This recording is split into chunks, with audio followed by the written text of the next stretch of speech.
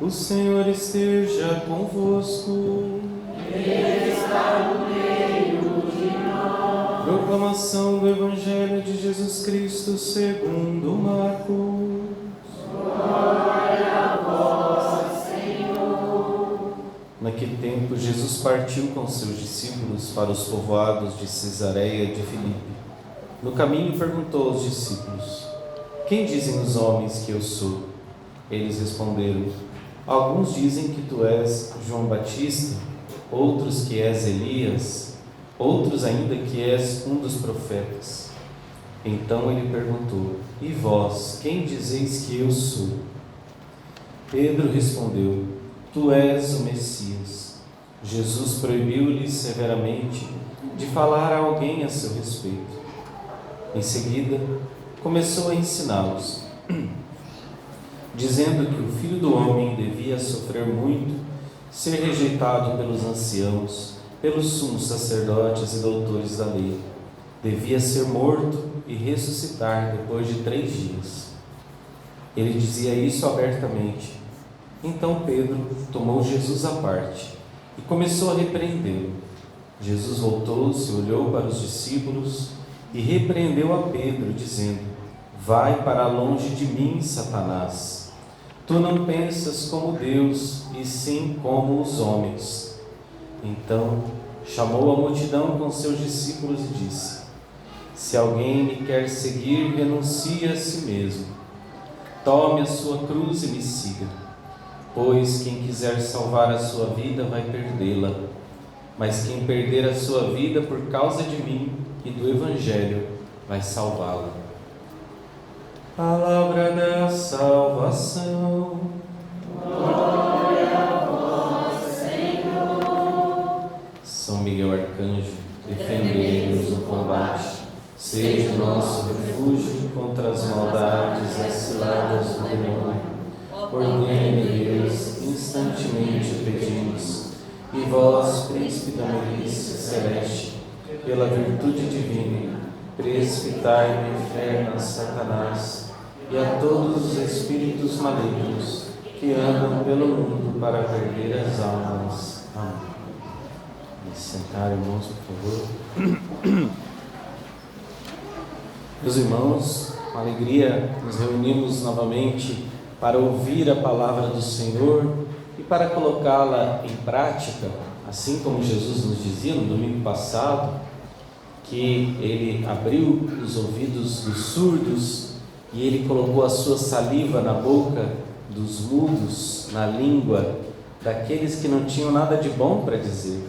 Mas agora nós já temos algo muito bom para dizer, porque nós já ouvimos a maior de todas as boas notícias, a notícia de que Deus mesmo se encarnou e veio para nos salvar, de que Jesus é real, de que Ele existe e veio até nós. Este Jesus, meus irmãos, nós aprendemos e o conhecemos graças à igreja. Claro que ainda enquanto somos pequeninos, assim devem os cristãos pelo menos agir, nós recebemos da nossa família, dos nossos pais ou avós, nós devemos receber isso de casa.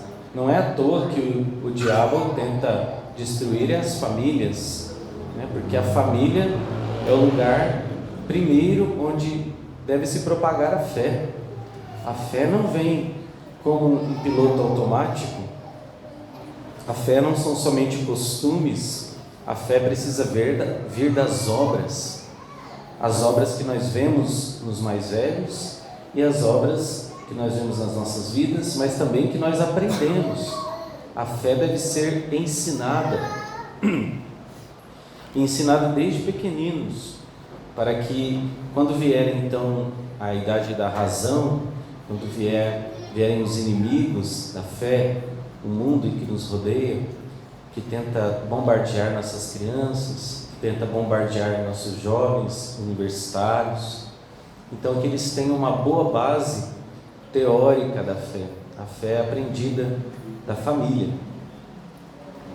Também São Tiago vai nos dizer na sua carta, na segunda leitura, que a fé sem obras é morta. Ou seja, é uma fé que não existe, a fé que não mostra-se em obras concretas.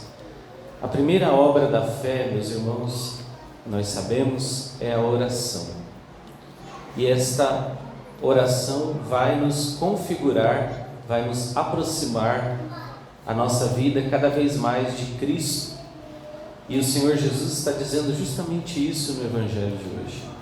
Ele está dizendo que é preciso se assemelhar a Ele. Jesus vai anunciar aqui o seu sofrimento, vai anunciar a sua cruz.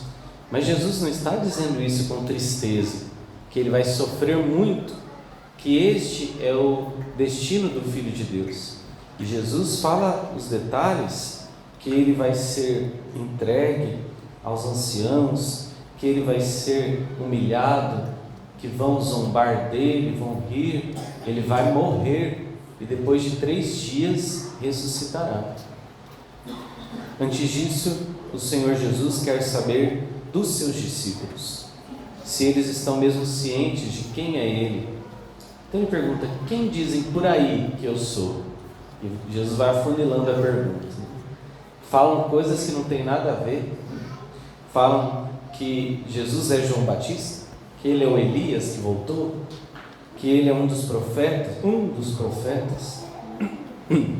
Então Jesus, afunilando a pergunta, diz: e vocês, os meus discípulos, os 12, vocês que estão mais próximos de mim, quem vocês dizem que eu sou? Quem vocês estão achando que é Jesus? E aqui Pedro toma a palavra. Pedro toma a palavra no lugar dos 12, e aliás podem olhar todos os evangelhos, o único que fala em nome dos 12 é Pedro. Jesus pergunta aqui para todos, e Pedro responde. Por isso a Igreja Católica é a Igreja de Jesus Cristo, a Igreja que trouxe ininterrupta a fé, a sucessão apostólica, a sucessão dos papas, desde São Pedro, 267 papas até hoje.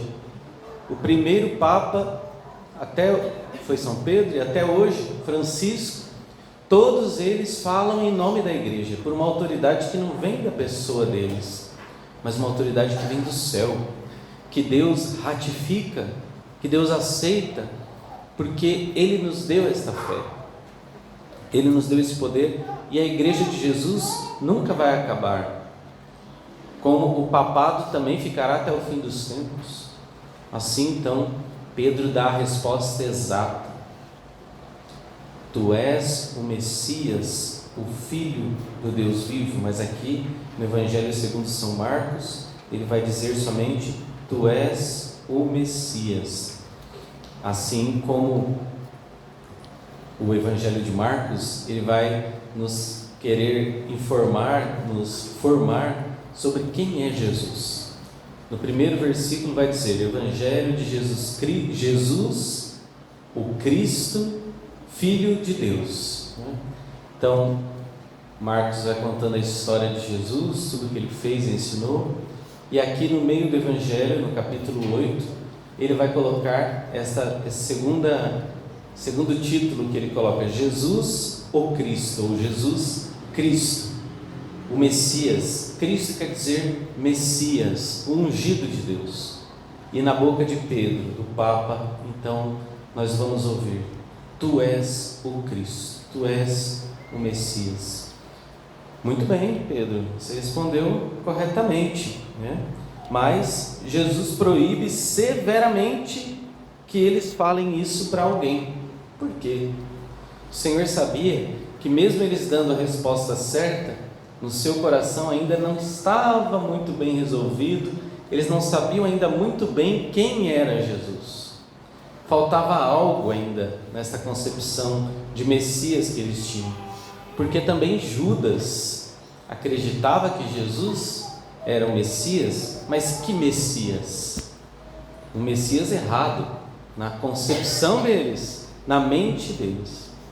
Então Jesus vai aprofundar, vai dizer que Ele é o Messias que vai sofrer muito, que é o Messias da cruz, que é o Messias que vai ser crucificado, que vai renunciar a tudo por amor a nós.